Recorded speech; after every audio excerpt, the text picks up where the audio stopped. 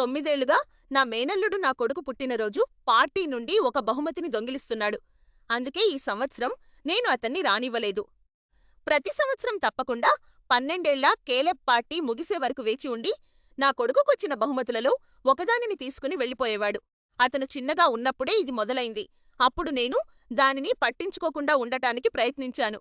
కాని నేను ఎప్పుడు ఈ విషయం గురించి మాట్లాడినా నా భర్త మరియు అత్తగారు నన్ను ఆపేశారు. వారు నీ కొడుకుకు ఇప్పటికే చాలా బహుమతులు ఉన్నాయి. పాపం కేలెబ్కు ఒకటి ఇచ్చేయి అనేవారు. నేను దానిని దొంగతనం అని పిలిచినప్పుడు ఒక చిన్న పిల్లాడిని దొంగ అని పిలవద్దని వారు నాకు చెప్పారు. అతను పెద్దయ్యాక ఈ అలవాటు పోతుందని వారు మాట ఇచ్చారు. కాని అతను పెద్దయ్యే కొద్దీ ఈ అలవాటు ఇంకా ఎక్కువైంది. నా కొడుకుకు ఇప్పుడు 10 ఏళ్లు. అతనికి ఇది విసుగు తెప్పించింది. ఈ సంవత్సరం కేలెబ్ను ఆహ్వానించడం లేదని నేను నా భర్తకు చెప్పాను.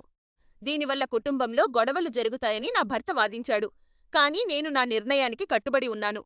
కానీ నా భర్త నాకు తెలియకుండానే అతనికి ఆహ్వానం పంపినట్లు నాకు తెలిసింది. నేను కేలెబ్ తల్లిదండ్రులకు మెసేజ్ చేసి అతన్ని రానివ్వని చెప్పాను.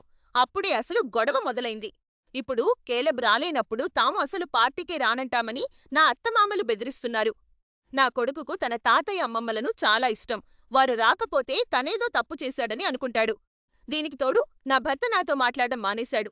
ఇప్పుడు పుట్టినరోజు దగ్గర పడుతుండటంతో నాకు పిచ్చి పట్టినట్లు అనిపిస్తోంది. నేను నా కొడుకును కాపాడుతున్నానా లేక నేను అతిగా స్పందిస్తున్నానా?